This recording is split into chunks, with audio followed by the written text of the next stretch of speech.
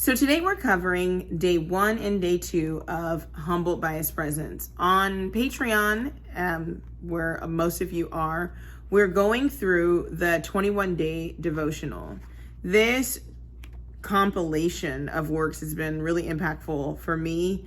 I know even though I wrote it, it was something that was written from a space of really trying to understand and navigate through the early parts of this walk. And then as I've gone through it and looked back over it, in subsequent years, I found it to be still very relevant to realigning and refocusing in on what the Father wants from me at various points in my personal journey. So if you've gone through the beginning, I'll give a little bit of insight to the introduction. In the introduction of the book, I kind of cover some very basic information. So many of you probably don't know, but I wrote this book my oldest was born in 2011. So really a few years after really coming to the understanding of my responsibility as a child of Elohim and what I should be doing, and really processing that and observing around me to get insight to what that looked like, and looking for examples and people, and trying to really focus in and get a concrete understanding of what this walk looked like. So in the beginning, starts off in the introduction with a lot of very basic information, like what is this book even for? And I kind of cover like biblical translations and why we deal with some kind of word studies and information. Because a lot of time when we come into this walk, we're getting new content without the context of why we even need new content to begin with. And a lot of the concepts in this book are things that most of you all have come across before, but just an additional amount of light is shed onto them so that we can see them from a biblical context.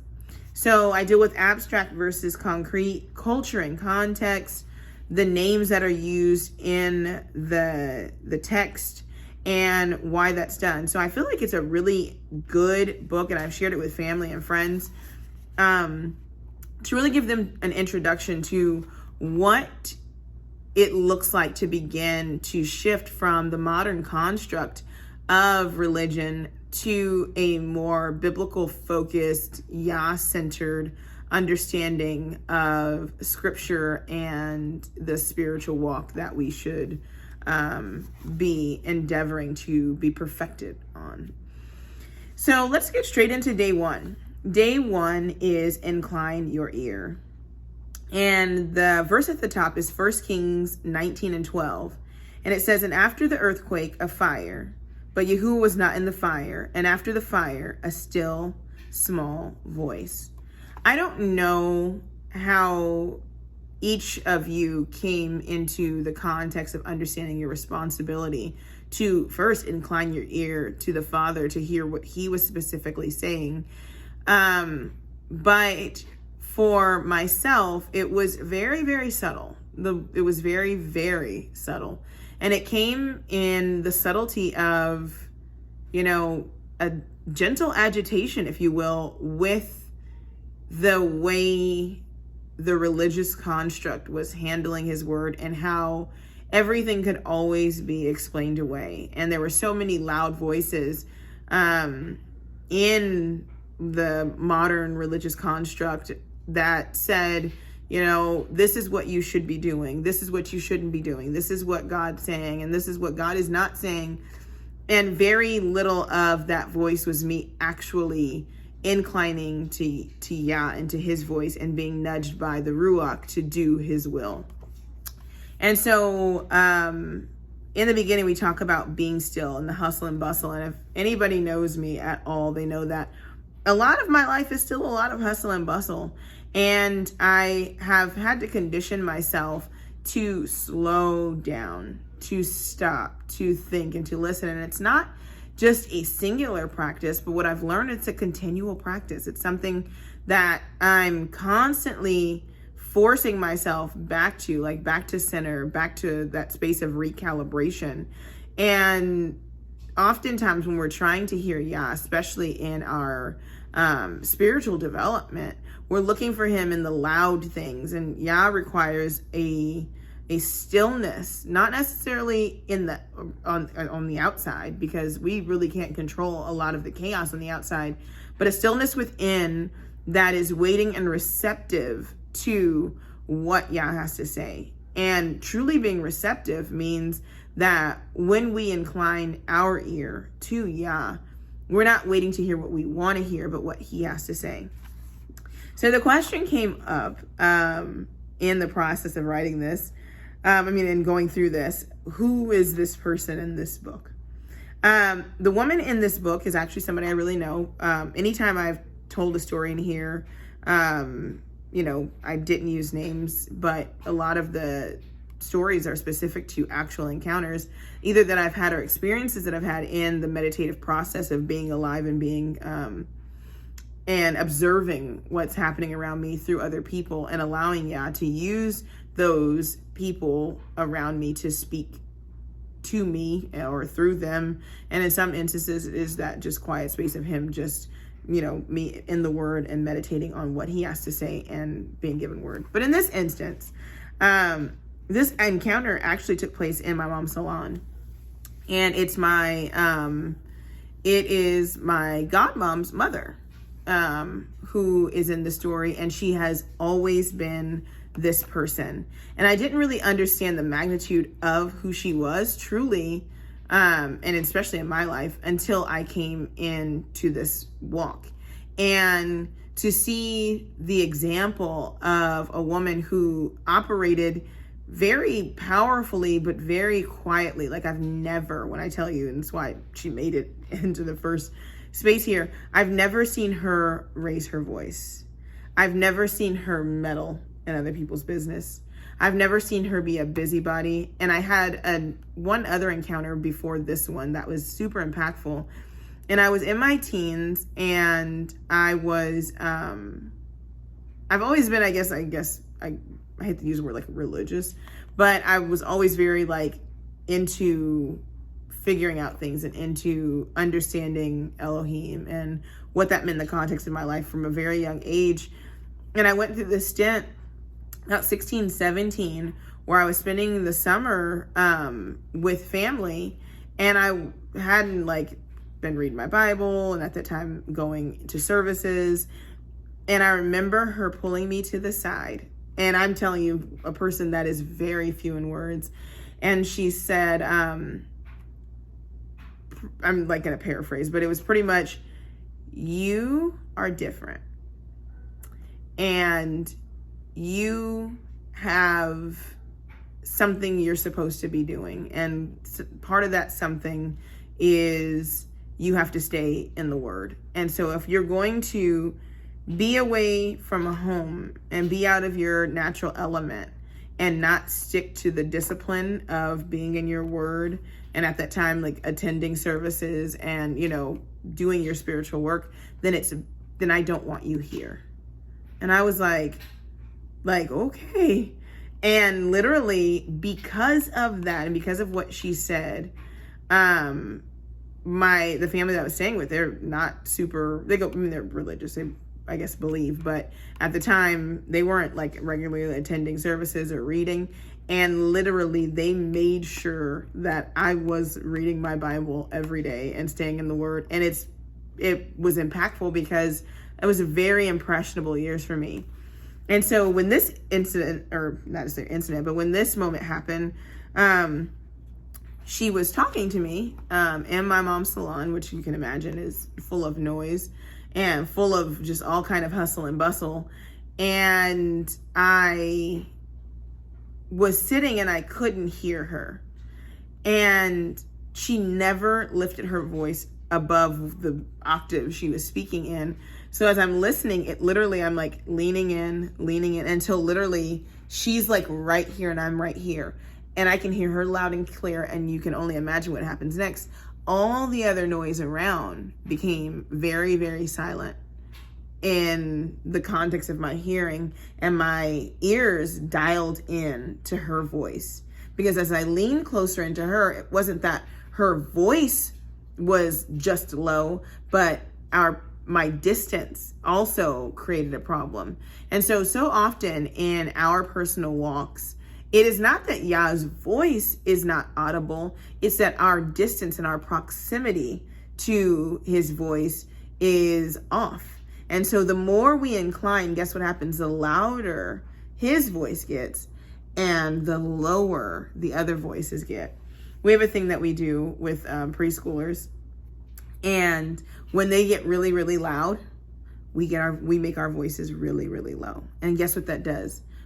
It draws them in. So if they're loud, we just start whispering like this, and they begin to lean in, and then like the room just quiets down. And it's like the most amazing thing you've ever heard, especially when you're dealing with 10 or 12 preschoolers in a setting trying to read a book, and you're reading, and then they're listening and excited, and then you make your voice really small, and then they get really, really quiet. Yah treats us like his children, and sometimes we get really loud and we get really boisterous with the things around us, and he makes his voice small. And it's not because he's disappearing, but he is wanting us to incline our ear and to push all the other noise and distractions out so that we can hear him clearly. So I hope in the process of day 1 that you began to incline your ear to the voice that you thought was so soft and so subtle, but is actually there and audible when we drown out the other noises and push them to the side and put Yah as the focus. Day 2, and I won't labor on. I just wanted to give you guys that introduction to point 1 and kind of the personal aspect of that, and just the 21-day devotional and how it came to be in the first place. So day 2 is titled True Love. So if you faithfully obey the commandments I am giving you today, to love Yahuwah, your Elohim, and to serve him with all your heart and with all your soul, then I will send rain on your land in its seasons. I don't know if any of you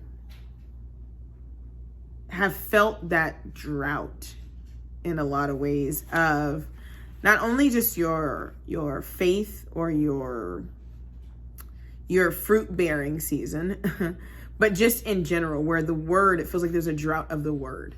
Well, in looking at this idea of true love and what love is, there is a reciprocity necessary between, from us back to Yah.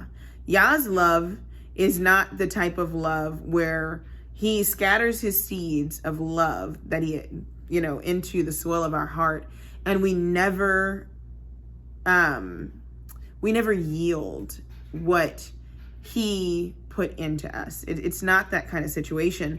Rather, it's the response from us that shows that he has done something for us. So to make that even more plain, when a person does something, when a person loves deeply, it is the worst feeling to not have that love that we pour into somebody else reciprocated. And I know we don't often think in this context when we think about Yah, but when we fail to obey Yah, we are literally breaking Yah's heart. Where we say we love him and we say we, worship him and adore him, but our actions and our responses, when we choose to reject his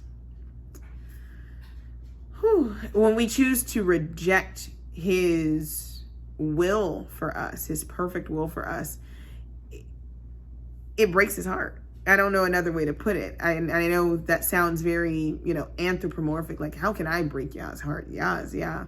But Yah, when he deals with us, especially when he's personally pursuing us and pursuing our hearts in order to turn us back to him, it's personal time taken for each of us to draw us into him. And when we don't respond, it's an utter rejection of his ways. So here I talked about this idea of love and how love in English we say, I love you, and it's this highest form of expression. But to Yah, the highest form of expression is our response and our obedience to him. In a recent lesson in 2 Samuel, we dealt heavily with this idea of love and how love is this reflection of the one who is loving you. If we don't begin to reflect Yah, and if we don't begin to embody Yah, then we are not truly receptive of his love.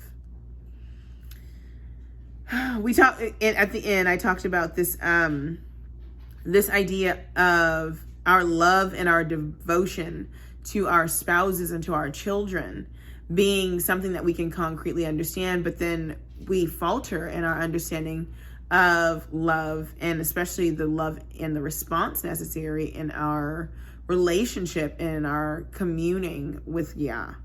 And so in day 2, the challenge is to truly love Yah, to truly give our hearts to Yah and trust him with our hearts, and to sit and rest in the reality and the truth that as we love Yah in return, because he first loved us, that we are not only investing in the best relationship that we could ever have, where it cultivates us and makes us into better people, but at the same time, we are solidifying and affirming our position with Abba Yah in his kingdom as his people and as his chosen by our love. It's not in any other way. The love for him is what compels us to do his will and to do his word.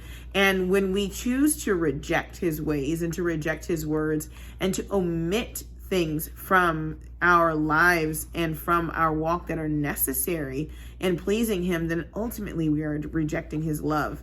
And so we are challenged in day 2 to truly look at the love that we have for Yah and the depths of it and how far it goes and how far we will go to reciprocate and to bring and bear, well, I should say bear fruit and bring the labor of love that Yah has sown into us back to him, so that he knows that we are appreciative of what he first did for us. I hope day 2 and day 1 have been impactful. I hope you take your time and really introspect during this time. And I'll see you tomorrow for day 3. Shalom.